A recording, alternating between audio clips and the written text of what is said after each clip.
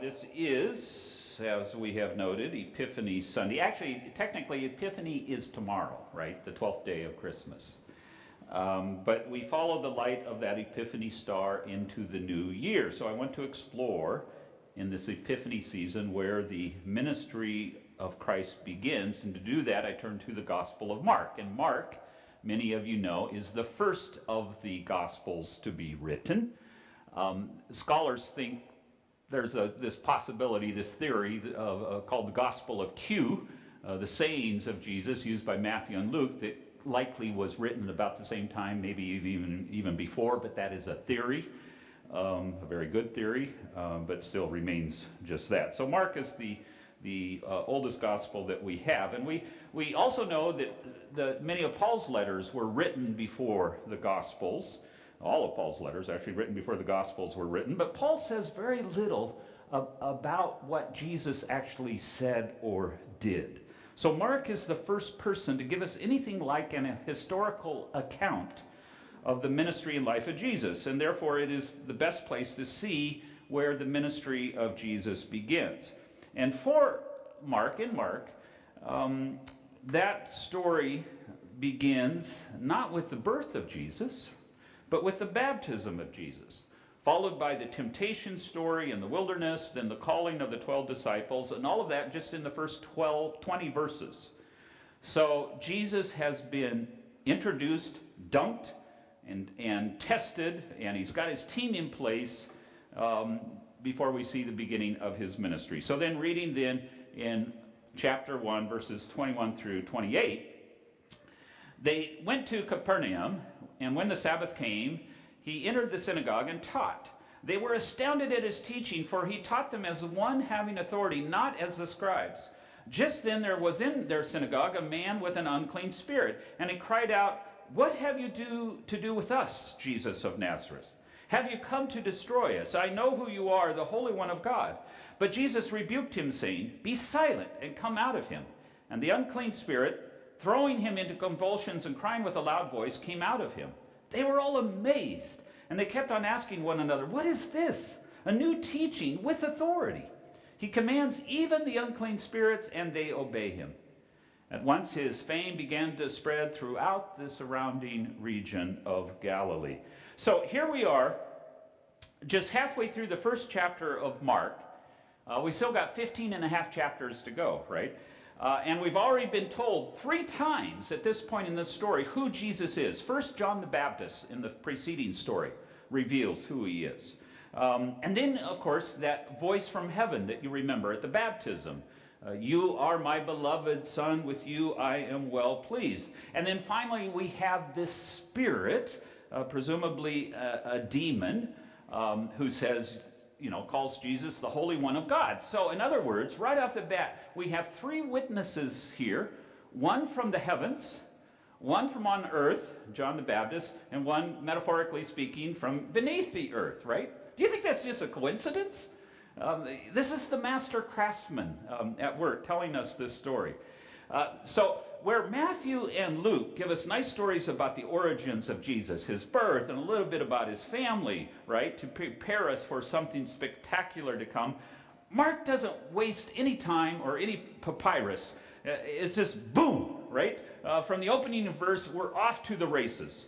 And Jesus doesn't waste any time huddling with his disciples. It's hike the ball, and before you know it, like Justin Herbert in the Rose Bowl, he's dancing in the end zone, right?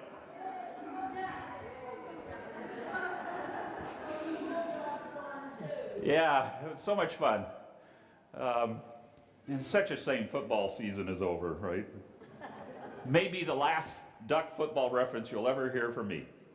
Maybe. We'll see. So Loa, what just happened here? I'm back in the Gospels now, not in Pasadena. They're saying to themselves, "Wow, this is something new," right? Someone who doesn't just tell us what to do, and instead someone who does what he says, brings real good news and hope and actual deeds, not just words, right? Now, I can imagine that Jesus shook some people up, and especially those religious authorities. He challenged that established order. He made those folk uncomfortable. He upset the accepted lines of authority and the traditional ways that things are done, but not entirely. So take note of what happens next. Continuing on now in the story in verse 29. As soon as they left the synagogue, they entered the house of Simon and Andrew with James and John. Now Simon's mother-in-law was in bed with a fever, and they told him about her at once. He came and took her by the hand and lifted her up. Then the fever left her, and she began to serve them. Some traditions, you see, are hard to break. And I have to note that this part of the story is loaded with danger. I mean, isn't that just like a man to heal a woman so that she could get up and serve him, right? And the preacher has to be careful because you can come off sounding like a male chauvinist, or worse, you make Jesus sound like a male chauvinist. But it's a great text for discussing the role of gender in ancient times in general and in the Bible in particular. And of course, when you look at the whole story, right, the number of times that Jesus breaks through those gender taboos of that culture, like that wonderful story, that conversation, this long theological conversation Jesus has with that Samaritan woman at the well. You did not do that in that society. A single man does not engage a single woman in that way, right? Or the inclusion of the women in the inner circle of the disciples. And you soon realize, when you look at the whole story, that dictum from Galatians 3:28 we use so often, in Christ there is neither Jew nor Greek, slave or female, slave or free, male and female, all are one in Christ Jesus. You see, that's not just a slogan devoid of any meaning. It is an integral part of the Jesus movement from the very beginning, that was all too soon squelched by the pervasive male hierarchy of the culture. And in fact, the naming of the 12 men as disciples to the exclusion of women was not the intended design of Jesus for the future of the church, right? It was rather the accidental destiny of patriarchy for the ongoing oppression of women, which would take another 2,000 years for us to finally undo. And sadly, there are still some churches that haven't gotten the memo yet. But we're getting there. You know, we've made great progress in that regard as a church. So, Jesus heals a woman with a little fever, right? And I'm talking here about women's suffrage, equal rights, ordination of women, rewriting 2,000 years of church history. I mean, seriously? Right? So I said this is a text loaded with danger, but it's also one loaded with opportunity. And sometimes you have to just preach honestly against the text and say, wait a second, the healing of women so they can serve men may have been okay once upon a time, but it is not today, not in our culture, not in this church. And it's not the Jesus that we have found in Scripture or that we find in our own lives. So now that we've just cleared that up, right? We can continue on. That wasn't the sermon. That was just a little freebie I threw in there. Back to Mark, verse 32. That evening at sunset, they brought to him all who were sick or possessed with demons.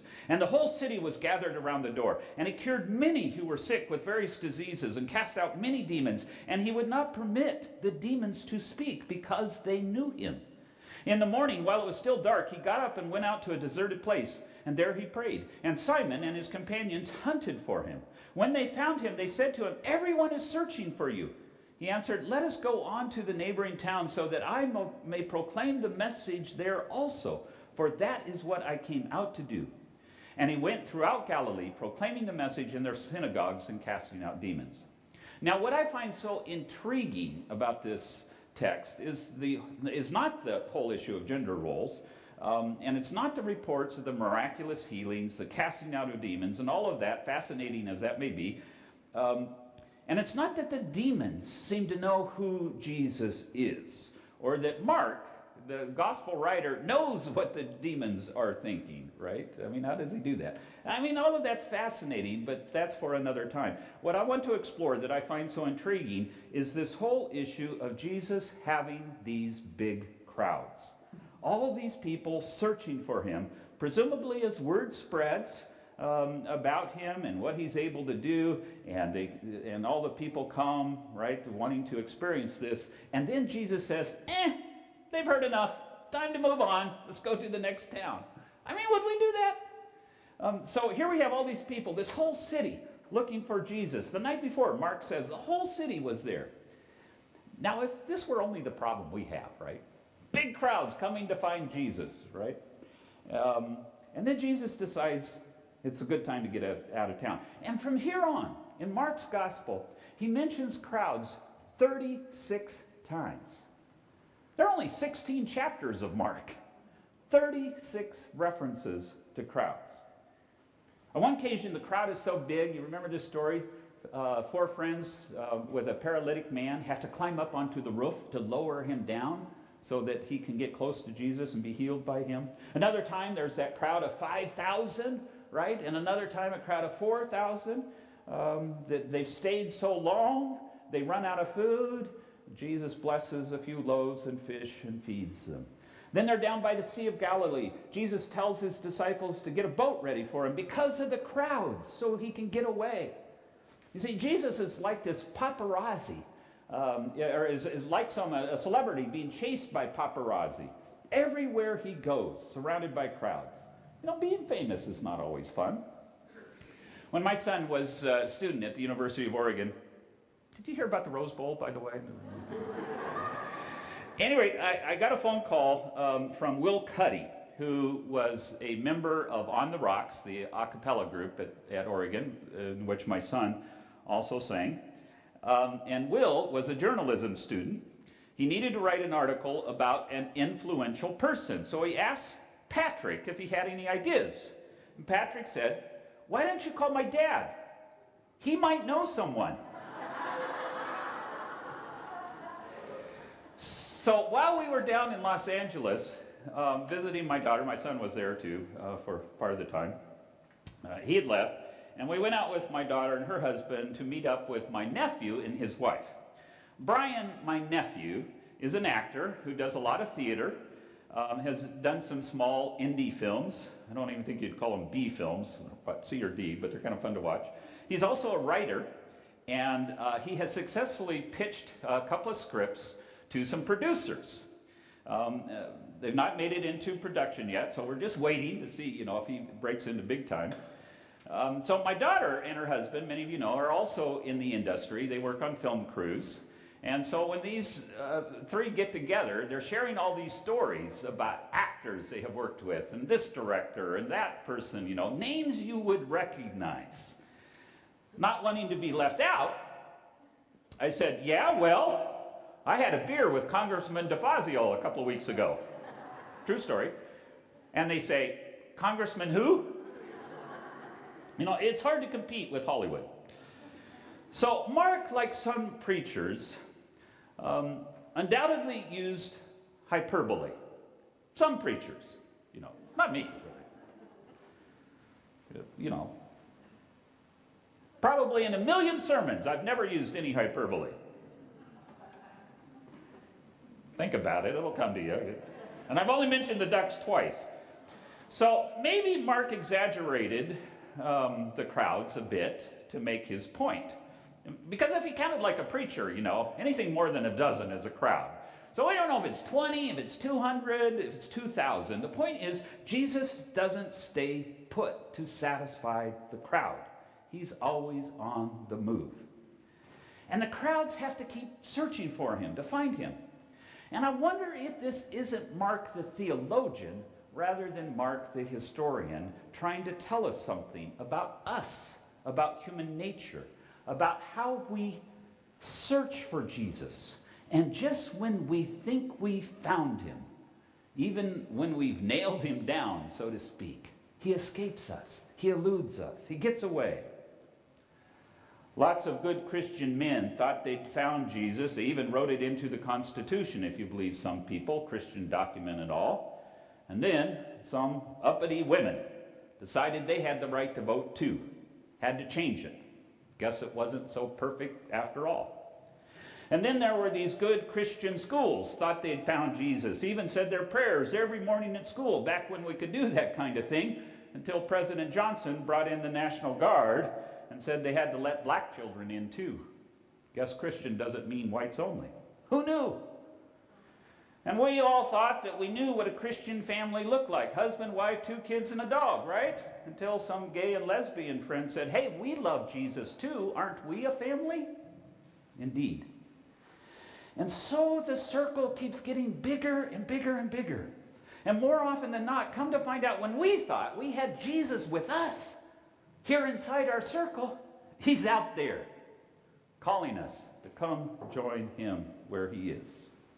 And so it is that searching for Jesus, we keep expanding that circle.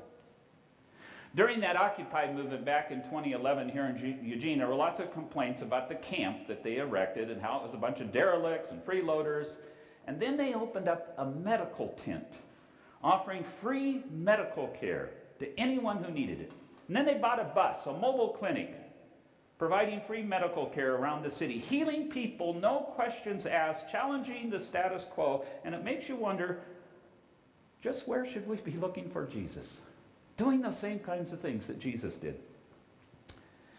The infamous first quest for the historical Jesus ended in 1906. Albert Schweitzer published his definitive book on the topic by that title, The Quest for the Historical Jesus, summarizing over 200 years of the best biblical scholarship, concluding there was very little we could actually know about the historical person, the man Jesus, the person who lived and walked at that time, because that story had become so embellished over time, and big debate over all of that. We knew a lot about the Christ of faith, but we couldn't know a whole lot about the historical Jesus, Schweitzer said. And for a half a century, no serious biblical scholar even attempted to take up that search. In the last 4 decades, there's been an enormous resurgence in historical Jesus work, and today many scholars think they have found the historical Jesus. That is, they can say with reasonable certainty that we can know precisely the kinds of things Jesus said and did that are based in factual history. And to differentiate those that are based on the faithful retelling of the story based on our understanding of faith of who Jesus is for us now today. And as you know, I'm a big fan of all that work. We actually know a lot more about the historical Jesus, which Schweitzer could not even dream as being possible. Indeed, he did not think it was possible. And yet, his famous conclusion still rings just as true today as it did 114 years ago when he wrote it. He comes to us as one unknown, without a name as of old by the lakeside. He came to those men who knew him not. He speaks to us the same words, "Follow thou me," and sets us to the task which he has to fulfill for our time. He commands, and to those who obey him, whether they be wise or simple, he will reveal himself in the toils, the conflicts, the sufferings, which they shall pass through in his fellowship. And as an ineffable mystery, they shall learn in their own experience who he is. Which is to say, it's not the historical Jesus we follow, but the risen Christ.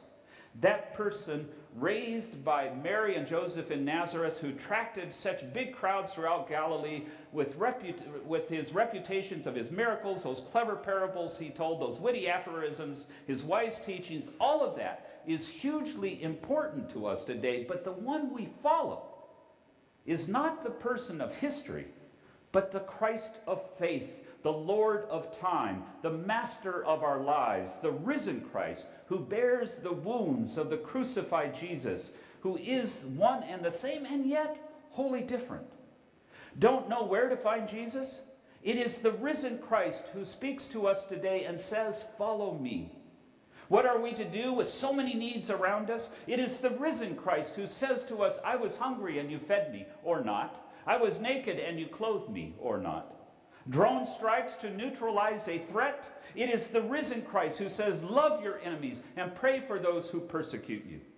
What is Jesus up to today? It is the risen Christ who warms the coldest hearts, who softens the hardest soul, who forgives the greatest sin, who comforts the very poor, who afflicts even the rich. Do you find the world confusing or worrisome? It is the risen Christ who brings light to the dark and life to the dead. And here, in the first chapter of Mark's gospel, already the crowds are searching for Jesus. And when we come to the end of the gospel, the crowds turn against him and all abandon him. They even have to get a complete stranger to carry the cross for him, save for a small group, that's not even a crowd, of women at a safe distance watching. And early on a Sunday morning, these women, healed by Jesus, come to serve him one last time, and they find he's gone. And so it is, searching for Jesus. We find him not where we expect, but on the streets, in a shelter, among a bunch of foreigners and immigrants, people of different faiths, enemies, even in our own hearts. The risen Christ comes to us, and there, the ministry of Christ begins.